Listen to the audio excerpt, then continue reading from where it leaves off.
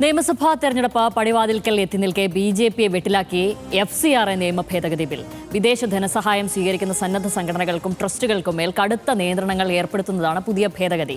വിദ്യാഭ്യാസ, ആരോഗ്യ, സാമൂഹിക സേവന മേഖലകളിൽ പതിറ്റാണ്ടുകളായി പ്രവർത്തിക്കുന്ന ന്യൂനപക്ഷ സ്ഥാപനങ്ങളെ ഈ നീക്കം ഗുരുതരമായി ബാധിക്കുമെന്നാണ് ഉയരുന്ന പ്രധാന വിമർശനം. വിഷയത്തിൽ കേന്ദ്ര സർക്കാരിനെതിരെ രൂക്ഷ വിമർശനവുമായി ക്രൈസ്തവ സഭകൾ രംഗത്തെത്തി. ഭേദഗതിയിൽ നിന്ന് കേന്ദ്ര സർക്കാർ പിന്തിരിയണമെന്നാവശ്യപ്പെട്ട മുഖ്യമന്ത്രി പിണറായി വിജയനും പ്രതിപക്ഷ നേതാവ് വി.ഡി. സതീശനും പ്രധാനമന്ത്രിക്ക് കത്തയച്ചു. അതേസമയം വിദേശ ധനസഹായം ഉപയോഗിച്ച് മതപരിവർത്തനം നടത്തുന്നവരെയും വിദേശ ഫണ്ട് ദുരുപയോഗം ചെയ്യുന്നവരെയും ലക്ഷ്യമിട്ടാണ് ഈ ബിൽ കൊണ്ടുവന്നതെന്നാണ് കേന്ദ്ര സർക്കാർ നൽകുന്ന വിശദീകരണം. ന്യൂനപക്ഷ ആരാധനാലയങ്ങളുടെയും വിദ്യാഭ്യാസ സ്ഥാപനങ്ങളും പിടിച്ചെടുക്കാൻ FCRA നിയമ ഭേദഗതി ബിൽ ഉപയോഗിച്ച് കഴിയുമോ? നിലവിൽ തന്നെ കർശനമായ നിയമങ്ങൾ നിലനിൽക്കെ പുതിയ ഭേദഗതികളുടെ ആവശ്യം എന്താണ്? പ്രതിപക്ഷം ആരോപിക്കുന്നത് പോലെ വിദേശ ഫണ്ടുകളുടെ പേരിൽ സ്ഥാപനങ്ങളെ വേട്ടയാടാനാണോ കേന്ദ്രത്തിന്റെ നീക്കം? കാണാം RDX റാപ്പ്.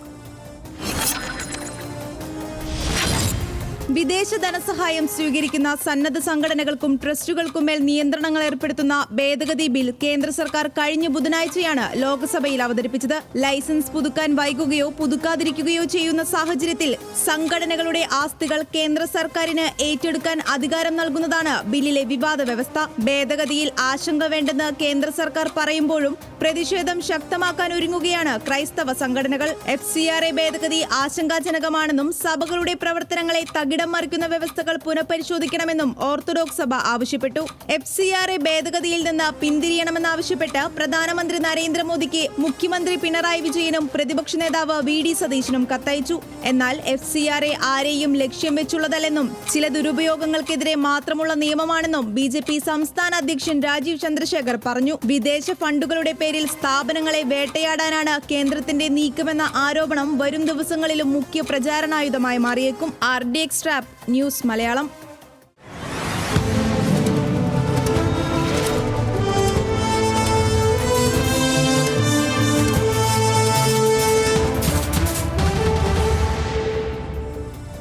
ഇതൊരു വർണ്ണക്കടലാസിൽ പൊതിഞ്ഞ ഒരു കയ്പുള്ള മിഠായി എന്നാണ് പ്രത്യക്ഷത്തിൽ എനിക്കിതിനെ തോന്നുന്നത്. അതിൽ വർണ്ണക്കടലാസ് അതിൽ രാജ്യവിരുദ്ധ പ്രവർത്തനങ്ങൾ തടയാനുള്ള ഒരു കാര്യം, പക്ഷേ അതിൻ്റെ ഉള്ളിലൂടെ അതൊരു സമ്മർദ്ദതന്ത്രമോ ഇപ്പോൾ ന്യൂനപക്ഷങ്ങളുടെ അടക്കം അവരുടെ സംഘടനകളുടെ അടക്കം കൈകെട്ടിയിടാനുള്ള ഒരു തന്ത്രമോ ആയി തന്നെ ഇതിനെ വേണമെങ്കിൽ ഉപയോഗിക്കാം. ഇതുവരെ ഉപയോഗിച്ചില്ല എന്ന് കാണുന്നതല്ല, ഇത് വേണമെങ്കിൽ ഉപയോഗിക്കാം. ആ തരത്തിൽ കൂടെ ഇതിനെ ഉപയോഗിക്കാം എന്നാണ് എനിക്ക് തോന്നുന്നത്. എന്താണ് തോന്നുന്നത്? അത് തന്നെയാണ് അതിൻ്റെ കാര്യം. ശ്യാമൽ പറഞ്ഞതിനാണ് അതിൻ്റെ കാര്യം.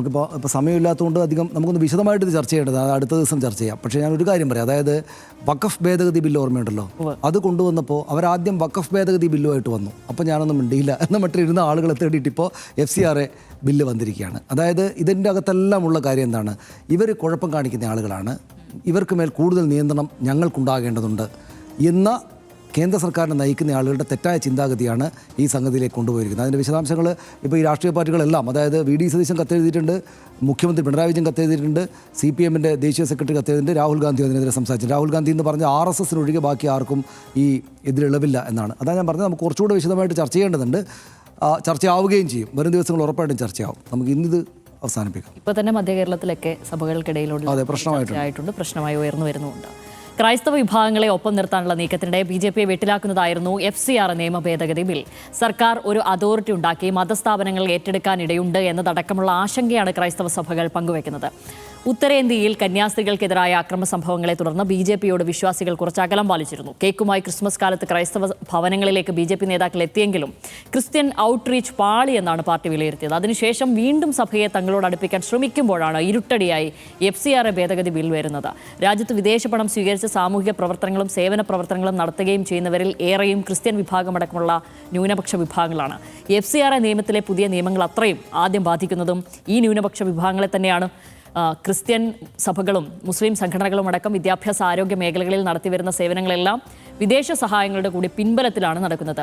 FCRA ലൈസൻസ് നഷ്ടപ്പെടുകയാണെങ്കിൽ അവർ വിദേശ സഹായം ഉപയോഗിച്ച് കെട്ടിപ്പടുത്ത ആരാധനാലയങ്ങളും ആശുപത്രികളും വിദ്യാലയങ്ങളുമെല്ലാം കേന്ദ്ര സർക്കാരിൻ്റെ കയ്യിലാകുമോ എന്ന ആശങ്ക ഇവിടുത്തെ ന്യൂനപക്ഷങ്ങൾക്കുണ്ട്. വിദേശ പണത്തിൻ്റെ സുതാര്യത ഉറപ്പുവരുത്തുകയാണെന്ന് കേന്ദ്രം പറയുന്നുണ്ടെങ്കിലും ഈ ഭേദഗതികൾ പ്രത്യക്ഷത്തിൽ തന്നെ ഇത്തരം സ്ഥാപനങ്ങളെയാണ് ലക്ഷ്യം വെക്കുന്നത് എന്നും മനസ്സിലാക്കാം. അതായത് ഈ നിയമത്തെ മുന്നിൽ വെച്ച് ന്യൂനപക്ഷങ്ങളെ ഭീഷണിപ്പെടുത്താനുള്ള തങ്ങൾക്കനുസൃതമായ രീതിയിൽ മാറ്റിയെടുക്കുവാനോ കേന്ദ്രം തുനിഞ്ഞേക്കുമോ എന്ന ആശങ്ക ഇതിനോടകം തന്നെ ഉയർന്നിട്ടുണ്ട്.